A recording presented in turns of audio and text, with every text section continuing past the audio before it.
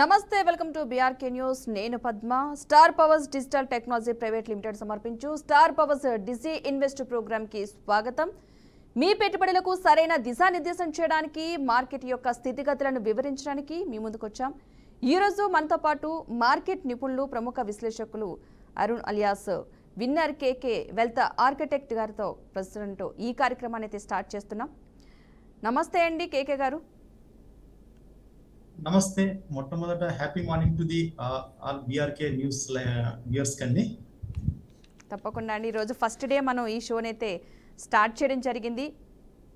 మన వీక్షకుల కోసం ప్రజెంట్ ఈరోజు మ్యూచువల్ ఫండ్ గురించి ఎవరైనా సరే ఎక్కడైనా సరే పెట్టుబడి పెట్టాలని చాలామందికి ఆలోచన అయితే ఉంటుంది. కానీ ఎక్కడ పెట్టాలి, ఎలా ఇన్వెస్ట్ చేయాలి, ఎవరిని అప్రోచ్ అవ్వాలని కూడా కొన్ని కన్ఫ్యూజన్లో, ఈ కన్ఫ్యూజన్ వల్ల కొంచెం వాళ్ళు రాంగ్ స్టెప్ వేయడం, నష్టపోవడం కూడా చాలా పరిస్థితులు మనం చూసాం. కాబట్టి మన ప్రేక్షకుల కోసం కొంచెం వివరణ స్టార్టింగ్లో. మొట్టమొదట మనము మ్యూచువల్ ఫండ్స్ గురించి మనము డిస్కస్ చేసుకునేటప్పుడు మేడం, మొట్టమొదట మనము ఇంటర్నేషనల్ మార్కెట్స్ ఎలా ఉన్నాయి, సో దాన్ని బట్టి, ఎందుకంటే మ్యూచువల్ ఫండ్స్ ఎక్కువ భాగము మనకు ఈక్విటీలోను, కొంత భాగము డెట్ ఫండ్స్లోను, కొంత భాగము క్యాష్ మార్కెట్లోనూ వెళ్తుంటాయి. కాబట్టి మనము ఈ యొక్క మ్యూచువల్ ఫండ్స్ని అనాలిసిస్ చేసుకునేటప్పుడు ముందుగా మనము మార్కెట్స్ని ఒక రకంగా మదింపు చేసుకోవాల్సినటువంటి అవసరం ఎంతో ఉంది. ఈ మ్యూచువల్ ఫండ్స్ గురించి మనము తీసుకునేటప్పుడు ప్రజెంట్ ఈ యొక్క పోయిన సంవత్సరము ఎప్పుడైతే అక్టోబరు, నవంబరు నుంచి మామూలుగా ఈక్విటీ మార్కెట్ అనేది డౌన్ అవడం ప్రారంభించిందో, మ్యూచువల్ ఫండ్స్ కూడా కరెక్షన్ అవడం స్టార్ట్ అయ్యాయి. సో మొట్టమొదటిగా మనకు ఫేమస్ అంటే ప్రతి ఒక్కరూ ఇష్టపడేటటువంటి అగ్రెసివ్ ఫండ్స్ ఏంటంటే, మామూలుగా mid cap, small cap funds అనేది దాదాపు కొన్ని ఫండ్స్ 60%, 70% కూడా కరెక్షన్ అవ్వడం మొదలుపెట్టాయి. కానీ ఇక్కడ మనము జాగ్రత్తగా గమనించాల్సినది ఏంటంటే, మొత్తము ఎప్పుడైతే ఫండ్ ఎన్ఏవిస్ అనేది తగ్గుతున్నాయో ఆ టైం నుంచే మనము ఇన్వెస్ట్మెంట్ అనేది పెంచుకోవాల్సినటువంటి అవసరం ఎంతో ఉంటుంది. దీని అర్థం ఏంటంటే, మనము యావరేజింగ్ యూనిట్స్ అనేది చేసుకుంటూ వచ్చినప్పుడు, మార్కెట్స్ పెరుగుతున్నప్పుడు ఆటోమేటిక్గా అంతకు ముందు మనం అక్యుములేట్ చేసినటువంటి యూనిట్స్ ఏవైతే తగ్గున్నాయో వాటితో పాటు కొత్తగా తీసుకున్నటువంటి యూనిట్స్ అంతా కూడా ఈ టైం నుంచి, అంటే ఏదైతే మార్కెట్ డౌన్ నుంచి యూటర్న్ అవుతుందో ఆ టైంలో ఇన్వెస్ట్మెంట్ చేయడం అనేది ఒక ప్రధానమైనటువంటి ఒక ఇన్వెస్టర్స్కి సూచన. సో ఈ రకంగా చూసుకుంటున్నప్పుడు ఇప్పుడు మార్కెట్ అనేది ఒక ఇంపార్టెంట్ సెగ్మెంట్, అంటే ఇంపార్టెంట్ టెక్నికల్గా మనకు అప్ ట్రెండ్ ఆల్రెడీ స్టార్ట్ అయిందండి. కానీ స్టిల్ ఒక డెసిషన్ మేకింగ్, అంటే క్వార్టర్ వన్ రిజల్ట్స్ అనేది రావడం వల్ల, అంటే ఇంకా వెయిట్ చేస్తున్నాము. ఈ యొక్క క్వార్టర్లో మనకు జూలై 1 నుంచి స్టార్ట్ అవడం వల్ల పోయిన క్వార్టర్ రిజల్ట్స్ అన్ని కూడా మనం ఎక్స్పెక్ట్ చేస్తున్నామండి. ఈ క్వార్టర్ రిజల్ట్స్ని బట్టి నెక్స్ట్ మార్కెట్ మూమెంట్ అనేది ఉంటుంది. దీంట్లో మనకు సెక్టర్స్ అనేది ఒక ఎనర్జీ సెక్టర్ కానీ, ఒక మ్యానుఫ్యాక్చరింగ్ సెక్టర్ కానీ, ఒక హెల్త్ అండ్ ఫార్మా సెక్టర్ కానీ ప్రజెంట్ లీడ్ చేయడానికి, మ్యూచువల్ ఫండ్స్లో లీడ్ చేయడానికి అవకాశం ఉంటుంది. అలాగే ఫ్లెక్సీ క్యాప్ కంటే కూడా మల్టీ క్యాప్, ఈ యొక్క మిడ్ క్యాప్లో ఎస్టిపి అంటే సిస్టమాటిక్ ట్రాన్స్ఫర్ ప్లాన్ ద్వారా కొంత మార్కెట్స్ కరెక్షన్ అయినప్పుడు మిడ్ క్యాప్స్లో మనము పెట్టుకోవడానికి అవకాశాలు, ప్లస్ స్మాల్ క్యాప్లో కూడా ఆ రకంగానే అవకాశాలు ఉన్నాయండి. కాకపోతే మల్టీ క్యాప్ కానీ మీరు ఒక 100 రూపాయలు ఈరోజు ఇన్వెస్ట్ చేసుకోవాలనుకున్నప్పుడు, మల్టీ క్యాప్లో అయితే ఒక 30 రూపాయలు, ఒక మిడ్ అండ్ స్మాల్ క్యాప్లో అయితే ఒక 20 రూపీస్ వరకు మీరు ఎస్టిపి ఈ రకంగా స్టార్ట్ చేసుకోవడానికి అవకాశం ఉందండి. అంటే ఈరోజు సోమవారం అంతర్జాతీయ మార్కెట్లు అసలు మన మార్కెట్లపై ఎలాంటి ప్రభావం చూపిస్తున్నాయి అసలు? మనకు మీరు ఈ వారంలో మనకు చూసుకున్నట్లయితే, మనకు యాక్చువల్గా మొట్టమొదటిగా చెప్పుకోవాల్సింది ఏంటంటే, ట్రంప్ గారి యొక్క ఈ యొక్క యుఎస్ రెసిప్రోకల్ ట్యాక్స్ ఇంట్రొడక్షన్ అనేది మనకు ఒక 90 days టైం అనేది ఈ యొక్క జూలై 9th తోటి అయిపోవడం జరుగుతుందండి. కానీ దానికి బ్యాక్ ఎండ్ ఆల్రెడీ ప్రాసెస్ జరుగుతూ ఉంది. మనము మినీ ట్రేడ్ డీల్ అనేది కొంత పాజిటివ్గా ఉంటుంది అనేటువంటి ఒక సమాచారంతో లాస్ట్ వీక్ మనం మార్కెట్స్ కొద్దిగా పాజిటివ్ జోన్లోకి రావడం జరిగింది. అలాగే ఇప్పుడు ఇంటర్నేషనల్ మార్కెట్స్ మనం చూసుకుంటున్నప్పుడు మనకు డౌ జోన్స్ నార్మల్గా ఒక లైఫ్ టైం హైకి ఒక 200 పాయింట్స్ మాత్రమే తక్కువలో ఉందండి. అలాగే డౌ జోన్స్ ఫ్యూచర్స్ కూడా ఈరోజు కరెక్షన్ అయినాయి అంటే కొంత మార్కెట్లో వచ్చేసే కొంత అనిశ్చిత పరిస్థితి ఈ రోజు వరకు ఉంటుంది అనేది ఒక రకంగా ఒక ఇండికేషన్ అనేది వస్తుందండి. మామూలుగా మిగతా చైనీస్ మార్కెట్స్ కానీ మనకు అన్ని కూడా ఫ్లాట్ కొద్దిగా నెగిటివ్గా ఉన్నాయి. మంది కూడా ఇప్పుడు ఫ్లాట్ టు నెగిటివ్గా కొద్ది స్టార్ట్ అయినా కూడా ఈ యొక్క బ్యాంకింగ్ సపోర్ట్తో కానీ మిగతా ఈ యొక్క అంటే నిఫ్టీ సపోర్ట్తో కానీ ప్లస్ ఐటీ సపోర్ట్తో కానీ ముందుకు వెళ్ళడానికి అవకాశం ఉంటుంది. మనకు ఈ యొక్క ఇంటర్నేషనల్ మార్కెట్స్ అనేది కొద్ది పాజిటివ్గానే మనము ఆ యొక్క ఎఫెక్ట్ నుంచి బయటపడి మనము ముందుకు వెళ్ళడానికి అవకాశం ఉంటుందని నేను భావిస్తున్నానండి. అయితే మిగతా సెక్టర్స్ యొక్క స్థితిగతులు ఎలా ఉంటాయి? మిగతా సెక్టర్స్ స్థితిగతులు మనం చూసుకుంటున్నప్పుడు మొత్తము కంప్లీట్గా మనకు బ్యాంక్ నిఫ్టీ వచ్చేసేసి మనకు ఈ యొక్క కొద్దిగా సైడ్ వేస్ నుంచి అప్ స్టేజ్లోకే ఉందండి. ఇప్పుడు ప్రజెంట్ కూడా మొత్తము మనకు 25,262 దగ్గర మనకు చాలా సపోర్టివ్ లెవెల్స్ ఉన్నాయి. ఇదే మూమెంట్ గన ఈ వారం గన మనకు కంటిన్యూ అయిపోయి మనకు గన క్లోజింగ్ లెవెల్స్ గన ముందుకు వెళ్ళినప్పటికీ మనకు 24,750 లెవెల్స్ని మనం దాటడానికి అవకాశం ఉంటుంది. ఇంకా కొద్దిగా మార్కెట్ మూమెంటం కన్నా ఇంకా రిజల్ట్స్ పాజిటివ్ ఈ యొక్క క్వార్టర్లీ వచ్చేటువంటి రిజల్ట్స్ ఏదైనా కూడా మనకు సపోర్టింగ్గా ఉన్నప్పుడు ఖచ్చితంగా ఇది 26,000కి కూడా వచ్చే డేస్లో అంటే కమింగ్ వీక్స్లో మనకు టచ్ అవ్వడానికి చాలా అవకాశం ఉందండి. అలాగే ఈ సెక్టర్స్ వరకు చూసుకుంటున్నప్పుడు మనకు ఈ యొక్క బ్యాంకింగ్ సెక్టర్ కానీ ఎనర్జీ సెక్టర్ కానీ అలాగే మనకు మ్యానుఫ్యాక్చరింగ్ సెక్టర్ కానీ ఆటో సెక్టర్ కానీ కొంత సపోర్టింగ్ రావడానికి అవకాశాలు ఉన్నాయండి. మెటల్స్ కూడా మనకు రావడానికి అవకాశం ఉందండి. సో ప్రస్తుతం ఏ రంగాలు ఇంప్రూవ్ అయ్యాయి అనుకోవచ్చు అంటారు? మీకు ప్రస్తుతము మీరు లాస్ట్ వీక్ మీరు కరెక్ట్గా మనం ఆలోచించినప్పుడైతే మనకు కెమికల్స్ వచ్చేసి కొద్ది పాజిటివ్గా రియాక్ట్ అవ్వడం జరుగుతుందండి. అలాగే ఎనర్జీ సెక్టర్ కూడా కొద్దిగా పాజిటివ్గా రియాక్ట్ అవ్వడం జరుగుతూ ఉంటుంది. ఈ యొక్క హెల్త్ అండ్ ఫార్మా సెక్టర్కి ఈ యొక్క రెసిప్రోకల్ ట్యాక్స్ నుంచి ఎగ్జంప్షన్ రావచ్చు అనేటువంటి ఒక ముందస్తు అంచనాతోటి మనకు మార్కెట్ అనేది ముందుకు వెళ్ళడం జరుగుతూ ఉందండి. ఓకే, అదేవిధంగా మనం చూసుకున్నట్లయితే నిఫ్టీకి సంబంధించి సెన్సెక్స్ నిఫ్టీ విషయాలకి సంబంధించి ఎలాంటి మార్పులు చేర్పులు ఉన్నాయి? అసలు ఆ రంగాల పరిస్థితి ఏ విధంగా ఉంది? నిఫ్టీ పరిస్థితి మనం చూసుకుంటున్నప్పుడు ఈ యొక్క రంగాలన్నీ కూడా ఇప్పుడు ఎలా ఉన్నదంటే మేడం మనకు ఈ యొక్క 6 months నుంచి కూడా ఒక అనిశ్చిత వాతావరణం అనేది ఏర్పడినప్పుడు ఇప్పుడు అన్ని రంగాలన్నీ కూడా ఒక పాజిటివ్ ఎక్స్పాన్షన్ ప్లాన్ అనేది ఇంతకు ముందు ప్లాన్ చేసుకున్నారు. అవన్నీ కూడా ఆపిపెట్టి ఒక 2 quarters అనేది మనం వేచి చూసే ధోరణిలోని ఉండడం వల్ల ప్రైస్ కరెక్షన్ అనేది మామూలుగా అయిపోయి ఇప్పుడు టైం కరెక్షన్ మాత్రమే ఉంది. సో ఈ క్వార్టర్ వరకు మాత్రము నార్మల్గా నిఫ్టీ కానీ సెన్సెక్స్ కానీ కొంత వేచి చూసే ధోరణిలోనికి ముందుకు వెళ్ళినప్పటికీ కూడా అన్ని రంగాలలో కూడా ఎక్స్పాన్షన్ ప్లాన్స్ అనేది అదిం పట్టి ఉండుకోవడం వల్ల ఒక అదిం పట్టినటువంటి స్ప్రింగ్ ఒకసారి పైకి లేస్తే ఎలాంటి రిజల్ట్ వస్తుందో మన మార్కెట్స్ కూడా అలాంటి ముందుకు దూకడానికి అవకాశం ఉందండి. కానీ ఈ యొక్క రావడానికి ఒక బేస్ లైన్స్ అనేది ప్రిపేర్ అయిందండి. ఏ రకంగా అంటే మనకు ఆర్బీఐ వచ్చేసి అంటే ఇంట్రెస్ట్ లైఫ్ సైకిల్స్ని మనకు అంటే తగ్గించేటువంటి స్టేజ్కి మనం ఆల్రెడీ స్టార్ట్ చేశామండి. మనకు సపోజ్ మనకు 6.5% నుంచి బేసిస్ పాయింట్స్ దాదాపు 100 బేసిస్ పాయింట్స్ వరకు ఇప్పుడు తగ్గించామండి. ఇప్పుడు ప్రజెంట్ మనకు 5.5 అంటే 550 బేసిస్ పాయింట్స్ వరకు మాత్రం మనం మేనేజ్ చేసుకుంటున్నాము. సో ఇంకా వచ్చే క్వార్టర్స్లో కానీ వచ్చే కాలంలో కానీ ఈ సైకిల్ వచ్చేసి 3.5% వరకు వెళ్ళాలనుకునేది ఒక ఆర్బీఐ యొక్క ఆలోచనగా ఉంది. కాబట్టి మార్కెట్స్ అనేది చాలా చాలా పాజిటివ్గా ముందుకు వెళ్ళడానికి అవకాశం ఉంటుందండి.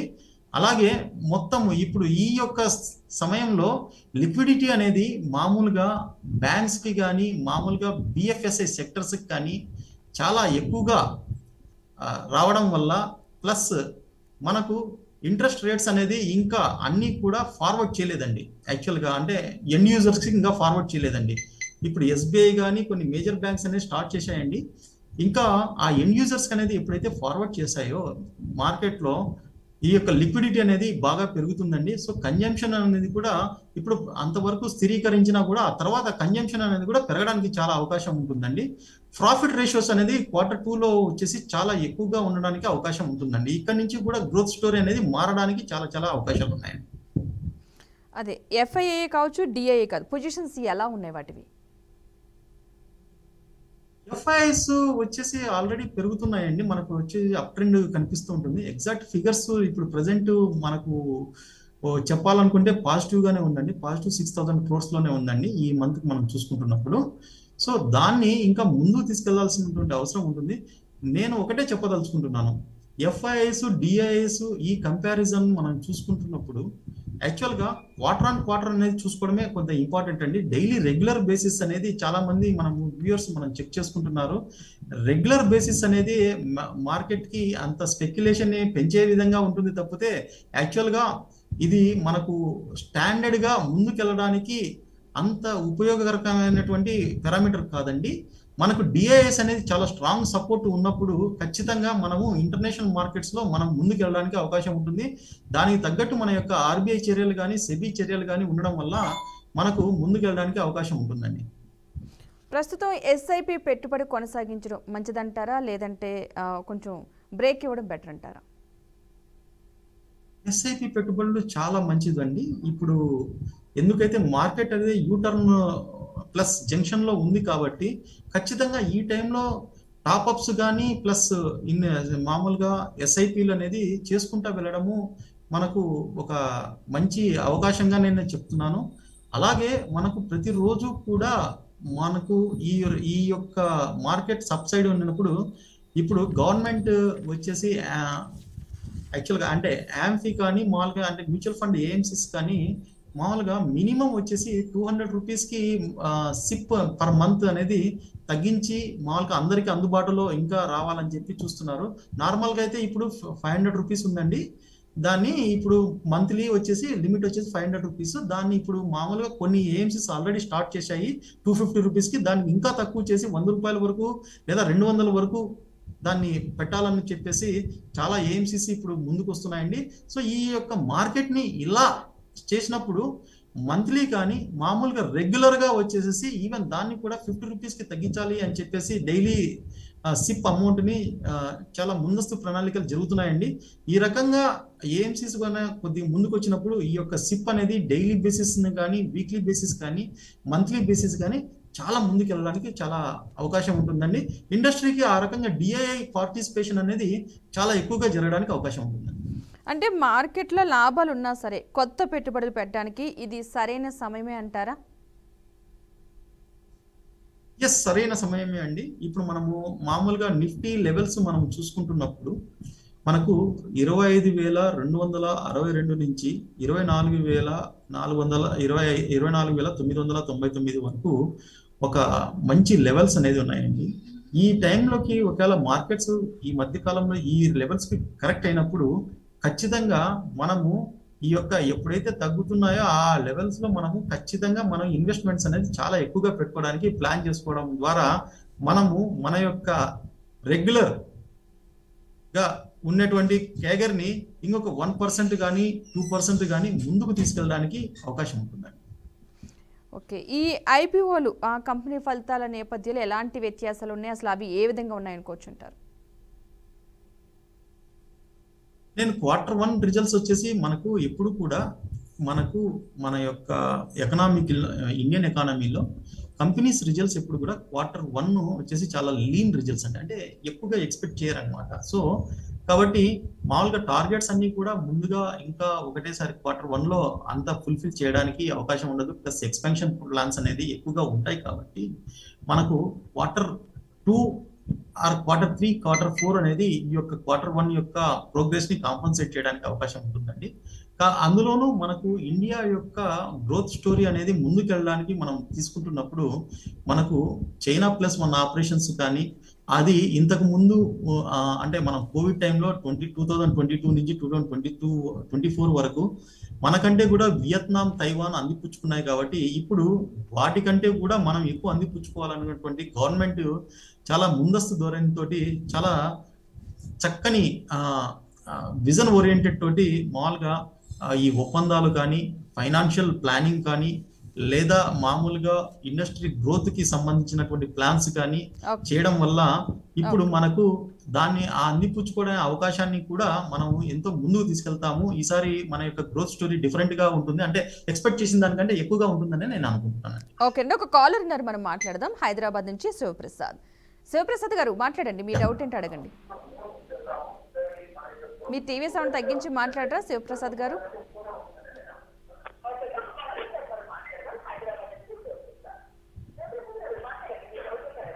హలో, చెప్పండి శివప్రసాద్ గారు. నమస్కారం అండి, చెప్పండి. హలో సార్, చెప్పండి. మేము ఎస్బీఐలో ఒక 50,000 రూపీస్ పెట్టి మ్యూచువల్ ఫండ్ కొనుక్కున్నాం సార్. ఇప్పుడు దాని ఇంకా ఒక 50,000 పెట్టి వేరే బ్యాంకులో హెచ్డిఎఫ్సి లో కొనాలనుకుంటున్నాము. దానికి దీంట్లోనే కంటిన్యూ చేయాలా, అందులో కూడా పెడితే బాగుంటుంది సార్? సార్ హెచ్డిఎఫ్సిలో ఏ ఫండ్ లో పెట్టారు సార్ మీరు?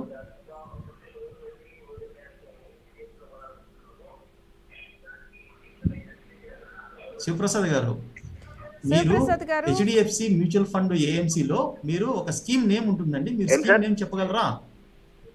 మీరు హెచ్డిఎఫ్సిలో స్కీమ్ నేమ్ చెప్పగలరా? 50,000 పెట్టాను సార్. ఇందులో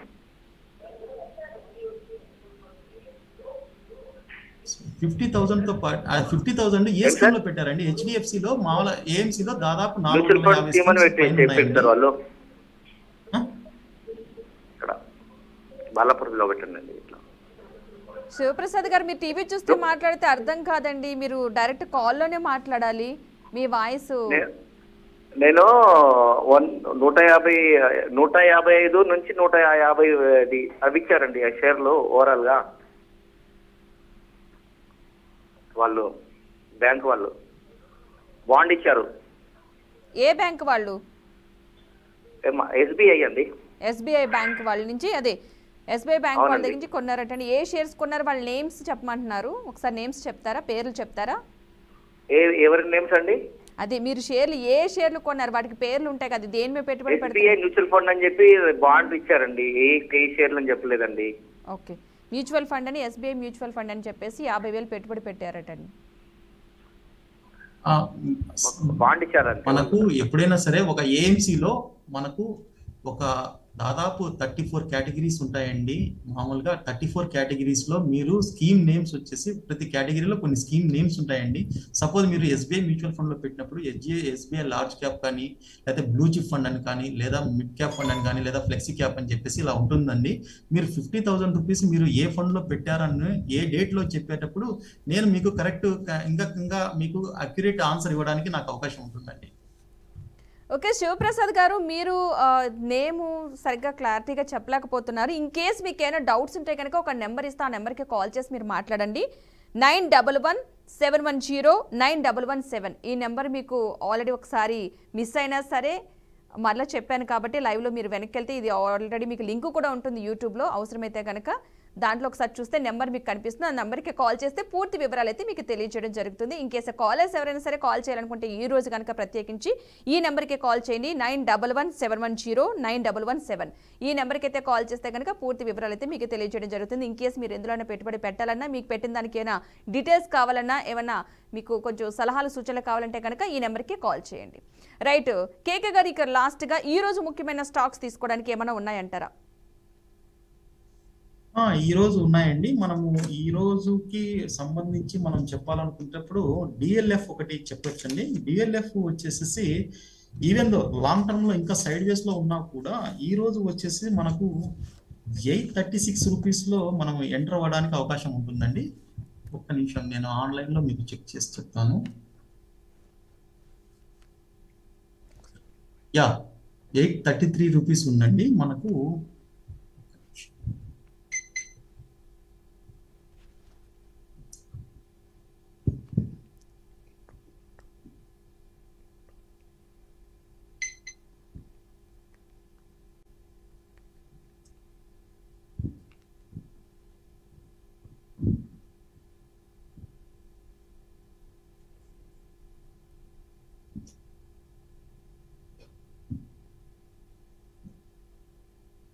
మనకు 830 రూపీస్లో కానీ 826 రూపీస్లో కానీ మనకు ఖచ్చితంగా ఎంటర్ అవడానికి మంచి అవకాశం అండి.